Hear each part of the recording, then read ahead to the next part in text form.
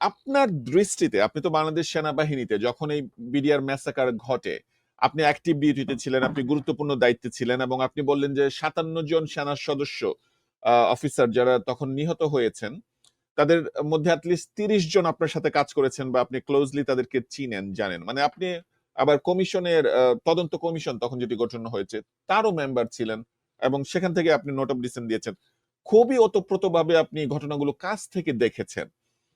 আহ, আপনার দৃষ্টিতে এই যে বিডিআর এর ঘটনা, যেটা তখন আমাদেরকে যে ন্যারেটিভটি দেয়া হয়েছিল সরকারের পক্ষ থেকে যে এটা বিডিআর এর সাধারণ সদস্যদের একটি বিদ্রোহ, তাদের উপর আর্মি অফিসারদের অত্যাচার নির্যাতনের কারণে তারা এখন বিদ্রোহ করেছে, অপারেশন ডাল ভাত ইত্যাদি ইত্যাদি, আপনার কি মনে হয় এটি কি এই ধরনের কোনো বিদ্রোহ ছিল নাকি এটি একটি পরিকল্পিত হত্যাযজ্ঞ? একটু সংক্ষেপে বলবেন কোনটি আপনি দৃঢ়ভাবে বিশ্বাস করেন? এক বাক্যে আমি বলবো যে এটা একটা সুপরিকল্পিত এবং দীর্ঘ সময় ধরে পরিকল্পিত হত্যাকাণ্ড।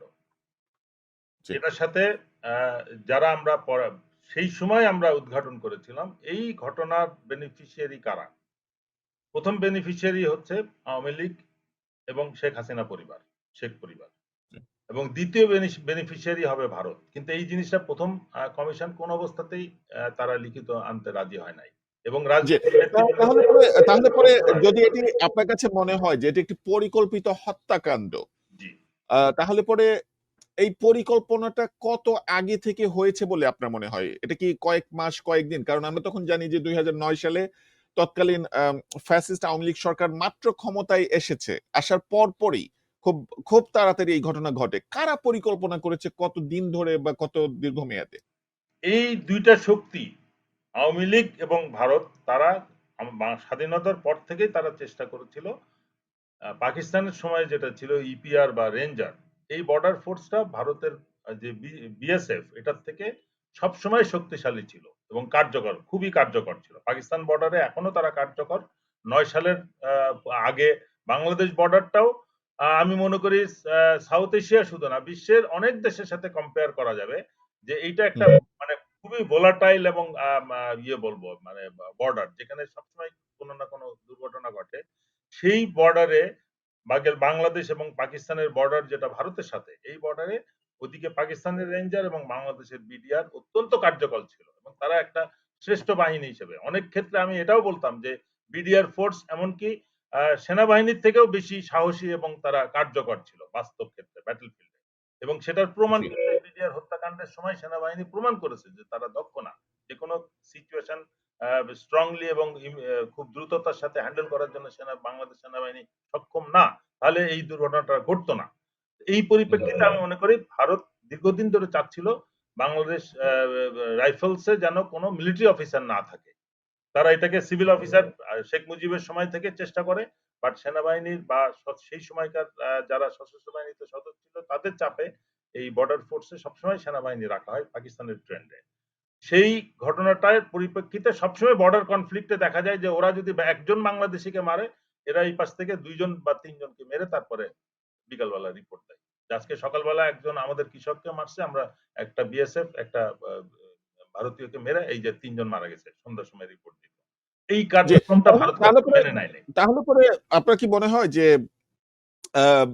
সেই সম্ভবত 2001 সালে বা 99 সালের দিকে যে রৌমারী বা পাদুয়ার ঘটনায় যেখানে ভারতের বিএসএফ বাংলাদেশ আক্রমণ করতে গিয়ে অনেক বেশি ক্ষয়ক্ষতির সম্মুখীন হয়েছিল, ওই ঘটনাটাই কি একটা ক্যাটালিস্টের ভূমিকা পালন করেছে যে ইন্ডিয়াকে তখন ভাবাতে শিখিয়েছে যে এই বিডিআর এই স্ট্রাকচারে যদি থাকে তাহলে পরে আমরা যেভাবে বিএসএফ মার খেয়ে এসেছে ভবিষ্যতে এই ঘটনা পুনরাবৃত্তি ঘটবে? ওই ঘটনা একটা প্রতিশোধ নিতে গিয়ে কি ভারত এই ধরনের একটা ম্যাসাকারের পরিকল্পনা করেছে বলে আপনার মনে হয়? অবশ্যই এটাই ছিল ট্রিগারিং পয়েন্ট। এই যে পাদুয়াতে যে একটা বিরাট এলাকা ভারত দখল করেছিল 71 সাল থেকে, ওটাকে এই জেনারেল এএলএম ফজলুর রহমানের সময় এই জায়গাটাকে আবার পুনর্দখল করে। এটারই জি। প্রতিশোধ হিসেবে রৌমারীতে তারা একটা এলাকা দখলের চেষ্টা করে। কিন্তু হুম, হুম। এলাকার জনগণ এবং বিডিআর এর যে সৈনিক তা ওই সময় বিওপিতে হাজির ছিল। এলাকার কৃষক বলবো এই কারণে যে সে ভোরবেলা তার জমি চাষ করতে বা পানি দিতে যখন সে যায় তখন দেখে যে একটা বিরাট সংখ্যক বিএসএফ বা ভারতীয়রা বর্ডার ক্রস করে এসছে এবং তাদের কেউ জানতে চায় যে বিডিআর ক্যাম্প কোথায়। সেই হুম, হুম। তার ইনস্ট্যান্ট বুদ্ধির কারণে সে কিন্তু ক্যাম্প যেদিকে ছিল ভুল পথে তাদেরকে ডাইরেক্ট করে, উল্টা দিকে জি, তাদেরকে দেখায় যে এইদিকে ক্যাম্প। তখন বিডিআর ওই বিএসএফ সদস্যরা যখন ভুল দিকে যায়, সে দৌড়ে এসে ক্যাম্পকে অ্যালার্ট করে। ক্যাম্পে জি। তখন কিন্তু টোটাল 20 জনের মধ্যে হয়তো 10 জন ছিল। এই 10 জনই এবং তারপরে আমরা জানি যে বিডিআর অনেক অল্প সংখ্যক জনশক্তি নিয়ে তাদের ফোর্স নিয়েও জি, এত বড় আক্রমণ তারা ঠেকিয়ে দিতে পেরেছে এবং জি। আপনার কাছে কি কোনো স্ট্যাটিস্টিক্স আছে যে ভারতের কতজন ওই যুদ্ধে আহ, মারা যায়? এটা নিয়ে অনেক রকম কনফিউশন আছে। আপনার কাছে কি কোনো স্ট্যাট আছে যে কি পরিমাণ ক্ষয়ক্ষতি ভারতের তখন হয়? এটা তো ওই যে সংখ্যাটা তখন মিডিয়াতে এসেছিল তার থেকে কমপক্ষে ৩ গুণ বেশি। যে ডেড বডি গুলো বাংলাদেশ রাইফেলস উদ্ধার করেছিল জি। সেটাই মিডিয়াতে এসছে। বাট প্রকৃত ঘটনায় অনেক ডেড বডি, তার প্রায় ২ গুণ বা ৩ গুণ ডেড বডি তারা নিজেরা সরিয়ে নিতে পেরেছিল। এটা হুম, হুম। কোনো সংখ্যা আসে নাই। আর মানে ২০ জনের বেশি বিএসএফ সদস্য ৬০ অ্যাটলিস্ট ৭০ জন হতে পারে।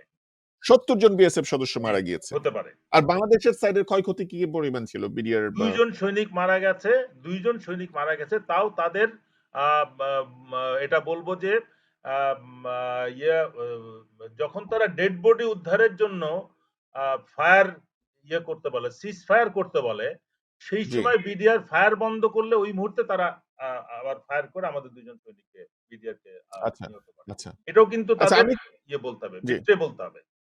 Right, right, right. বিট্রে আমি একটু ঘটনাটা রিকনস্ট্রাক্ট করার চেষ্টা করছি জি, আপনার পার্সপেক্টিভ থেকে। জি, তাহলে পরে আপনি যেটা বলছেন যে পাকিস্তান আমল থেকেই তৎকালীন পূর্ব পাকিস্তান বা বর্তমান বাংলাদেশের এই বর্ডারে যেই বাহিনী ছিল সেটা তখন থেকেই ইফেক্টিভ।